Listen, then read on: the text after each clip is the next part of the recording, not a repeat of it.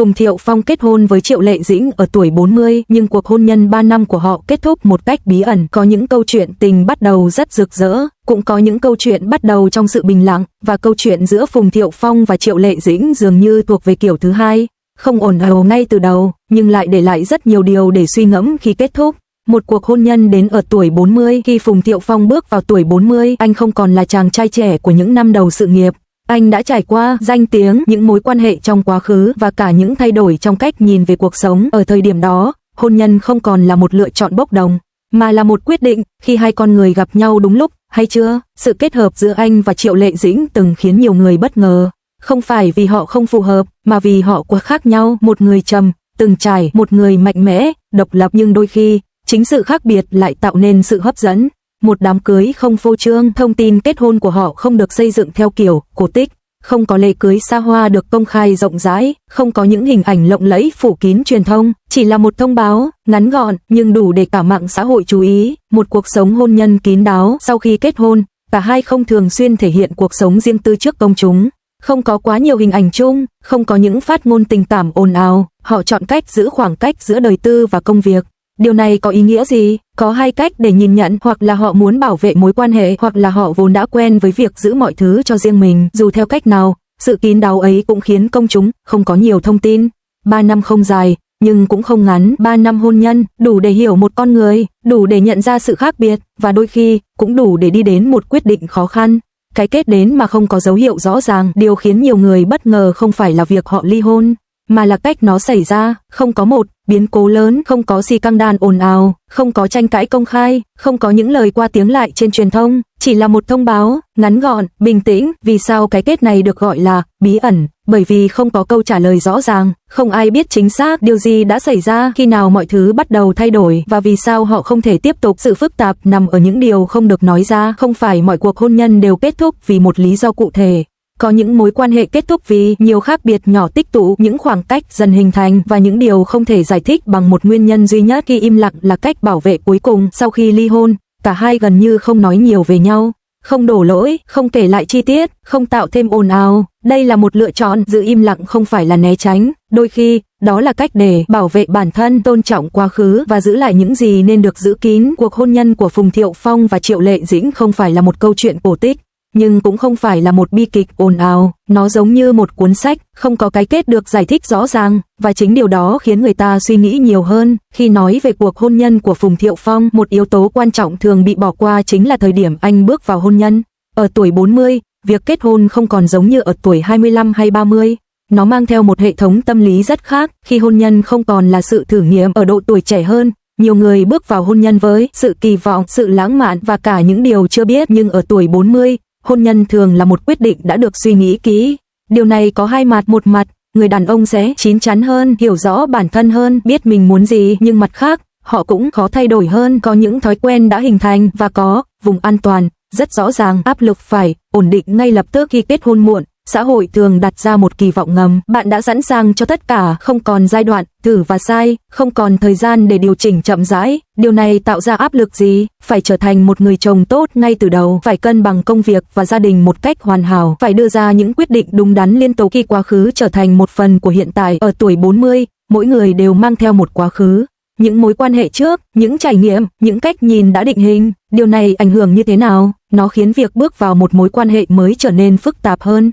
Không phải vì có vấn đề, mà vì mỗi người đều đã hoàn chỉnh theo cách riêng của mình. Sự khó khăn trong việc thay đổi, một trong những điều ít được nói đến là càng trưởng thành, con người càng khó thay đổi. Không phải vì không muốn, mà vì họ đã quen với cách sống của mình. Họ biết điều gì khiến mình thoải mái, và họ ít chấp nhận việc phải điều chỉnh quá nhiều. Trong hôn nhân, điều này có thể tạo ra những khoảng cách rất nhỏ, nhưng tích tụ theo thời gian. Khi sự im lặng trở thành cách đối diện, nhiều người đàn ông trưởng thành không chọn cách tranh cãi. Họ chọn im lặng, không phải vì không có cảm xúc, mà vì họ không muốn làm mọi thứ trở nên phức tạp hơn. Nhưng im lặng cũng có hai mặt. Nó giúp tránh xung đột, nhưng cũng có thể khiến cảm xúc không được chia sẻ, vấn đề không được giải quyết triệt để. Góc nhìn của Triệu Lệ Dĩnh trong cuộc hôn nhân này. Nếu phần trên là góc nhìn từ phía người đàn ông, thì để hiểu trọn vẹn câu chuyện, cần nhìn từ phía Triệu Lệ Dĩnh, một người phụ nữ độc lập bước vào hôn nhân. Triệu Lệ Dĩnh không phải là người phụ thuộc vào hôn nhân để định nghĩa bản thân.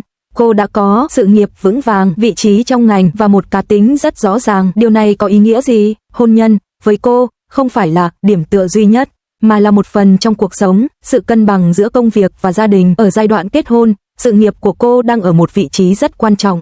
Mỗi quyết định đều ảnh hưởng lớn, áp lực từ hai phía, công việc yêu cầu sự tập trung cao, gia đình cần sự hiện diện, việc cân bằng hai điều này không bao giờ dễ, khi người phụ nữ phải mạnh mẽ và cũng phải mềm mại. Một trong những mâu thuẫn lớn nhất là làm thế nào để vừa giữ được sự độc lập, vừa hòa hợp trong hôn nhân. Đây là một bài toán khó, quá mạnh mẽ có thể tạo khoảng cách, quá nhường nhịn có thể mất đi chính mình. Giữa hai điều đó, không có một công thức chung, những cảm xúc không dễ nói ra, không phải mọi suy nghĩ đều có thể chia sẻ, đặc biệt với một người quen giữ kín cảm xúc như Triệu Lệ Dĩnh.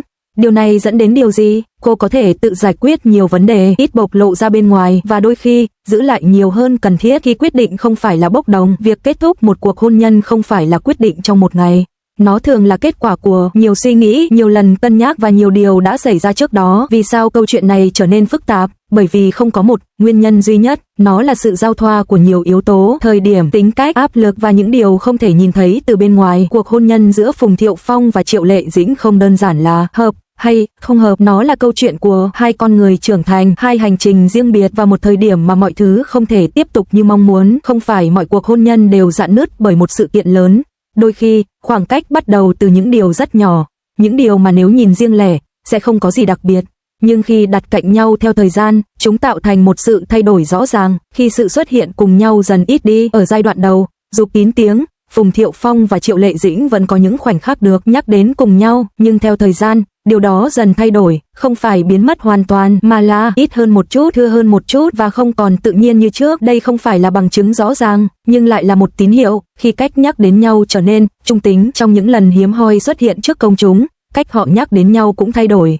Không còn những chi tiết mang tính cá nhân, không còn những câu nói có cảm xúc rõ ràng, thay vào đó là sự an toàn, những câu trả lời ngắn, những cách diễn đạt trung lập và một khoảng cách rất khó gọi tên. Khi công việc dần trở thành vùng riêng, cả hai đều tập trung mạnh vào sự nghiệp. Điều này không sai, thậm chí rất bình thường, nhưng điều quan trọng là hai thế giới bắt đầu tách ra, không phải vì họ muốn, mà vì mỗi người đều có một quỹ đạo riêng. Những chi tiết mà chỉ người tinh ý mới nhận ra, có những thay đổi rất khó nhìn thấy nếu không chú ý. Ánh mắt không còn hướng về nhau khi cùng xuất hiện, khoảng cách đứng có phần đúng mực hơn, sự tương tác giảm đi trong những khoảnh khắc tự nhiên. Vì sao những dấu hiệu nhỏ lại quan trọng? Bởi vì chúng không phải là nguyên nhân, chúng là kết quả. Một mối quan hệ không thay đổi trong một ngày, nó thay đổi rất chậm, rất nhẹ, đến mức đôi khi chính người trong cuộc cũng không nhận ra ngay.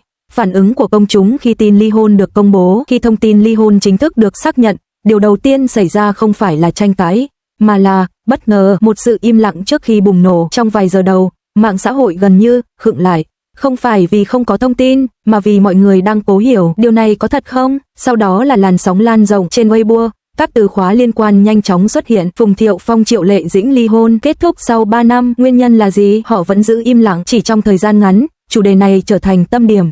Hai luồng cảm xúc chính, điều đáng chú ý là phản ứng của công chúng không hoàn toàn tiêu cực. Nó chia thành hai hướng rõ ràng, nhiều người cảm thấy bất ngờ, tiếc nuối và có phần hụt hẫng, bởi vì dù họ không quá phô trương, hình ảnh của hai người vẫn mang lại cảm giác ổn định. Một bộ phận khác lại nhìn nhận theo cách bình tĩnh hơn, không suy đoán quá mức, không đổ lỗi cho bất kỳ ai, chấp nhận quyết định của họ. Vì sao lần này không có quá nhiều tranh cãi? Bởi vì cách họ kết thúc một cuộc chia tay, không ồn ào, không tố cáo, không tranh chấp công khai, không tạo ra xung đột truyền thông. Điều này khiến công chúng không có lý do để tranh cãi. Những bình luận đáng chú ý, trong hàng ngàn bình luận, có những câu nói được lặp lại rất nhiều. Có lẽ họ đã cố gắng rồi, không phải mọi cuộc hôn nhân đều đi đến cuối, ít nhất họ kết thúc trong sự tôn trọng. Người ngoài không thể hiểu hết một sự thay đổi trong cách công chúng nhìn nhận. Nếu trước đây, ly hôn thường đi kèm với tranh luận, thì lần này lại khác. Người ta bắt đầu hiểu hơn rằng hôn nhân không phải lúc nào cũng có thể giữ lại, rằng có những điều không thể giải thích rõ ràng và rằng việc kết thúc đôi khi là một lựa chọn cần thiết. Câu chuyện giữa Phùng Thiệu Phong và Triệu Lệ Dĩnh không có một khoảnh khắc bùng nổ, một nguyên nhân duy nhất hay một lời giải thích rõ ràng, nhưng chính vì vậy nó lại giống với rất nhiều câu chuyện ngoài đời thực, những thay đổi nhỏ, những khoảng cách không tên và một kết thúc đến một cách rất lặng lẽ. Sau tất cả những phân tích, những dấu hiệu, những phản ứng của công chúng, câu chuyện giữa Phùng Thiệu Phong và Triệu Lệ Dĩnh dường như không còn là một câu chuyện về ly hôn, mà là một câu chuyện về hai con người đã từng gặp nhau đúng lúc, nhưng không thể đi cùng đến cuối. Góc nhìn của con trai, một thế giới đơn giản hơn người lớn. Trong tất cả những điều phức tạp của người lớn, có một góc nhìn rất khác. Đó là góc nhìn của một đứa trẻ. Với con, mọi thứ rất đơn giản, không có phân tích lý do hay đúng sai, chỉ có một điều rất rõ, ba và mẹ đều ở đó, hay không, và có lẽ điều quan trọng nhất không phải là họ còn ở bên nhau hay không, mà là họ vẫn cùng quan tâm, vẫn cùng hiện diện, vẫn cùng yêu thương theo cách riêng của mình. Nhiều năm sau, khi mọi thứ trở thành ký ức, hãy tưởng tượng một thời điểm rất xa, không còn là hiện tại, không còn là những tin tức nóng, không còn những suy đoán, hai con người, hai hành trình riêng. Phùng Thiệu Phong có cuộc sống của anh, Triệu Lệ Dĩnh có con đường của cô, họ có thể đã trưởng thành hơn, bình tĩnh hơn và hiểu rõ hơn về chính mình. Khi nhìn lại, cảm xúc sẽ khác, có thể họ sẽ không còn cảm thấy tiếc nuối như lúc đầu hay khó hiểu như khi mọi thứ vừa kết thúc, thay vào đó là một cảm giác nhẹ hơn, một sự chấp nhận. Không phải mọi điều xảy ra đều cần một lời giải thích, không phải mọi mối quan hệ đều phải kéo dài, có những điều chỉ đơn giản là vì sao có những người đúng nhưng không thể đi cùng. Đây có lẽ là câu hỏi lớn nhất, bởi vì đúng người không chỉ là cảm xúc, nó còn là đúng thời điểm, đúng hoàn cảnh và đúng khả năng ở lại. Chỉ cần thiếu một trong những điều đó, mọi thứ có thể không đi đến cuối. Một cách nhìn nhẹ nhàng hơn về sự kết thúc, ly hôn không phải lúc nào cũng là thất bại, đôi khi nó là một cách kết thúc đúng lúc để không kéo dài những điều không còn phù hợp, để giữ lại những gì vẫn còn tốt đẹp và để mỗi người có thể tiếp tục hành trình của riêng mình. Điều còn lại sau tất cả, sau mọi phân tích, mọi cảm xúc, mọi góc nhìn, điều còn lại không phải là lý do họ chia tay, mà là cách họ đã từng ở bên nhau. Một khoảng thời gian có thật, không phải câu chuyện cổ tích, không hoàn hảo, nhưng có thật, một đoạn kết không ồn ào, nhưng rất thật, không có cao trào, không có kịch tính, chỉ là hai con người đi cùng nhau một đoạn rồi rẽ sang hai hướng khác nhau. Thông điệp cuối trong cuộc sống, không phải ai đi cùng bạn cũng sẽ ở lại. Có những người đến để đi cùng bạn một đoạn, và đoạn đường ấy vẫn có ý nghĩa. Câu chuyện của Phùng Thiệu Phong và Triệu Lệ Dĩnh không phải là một câu chuyện hoàn hảo, nhưng chính vì không hoàn hảo, nó lại giống với rất nhiều câu chuyện ngoài đời thực.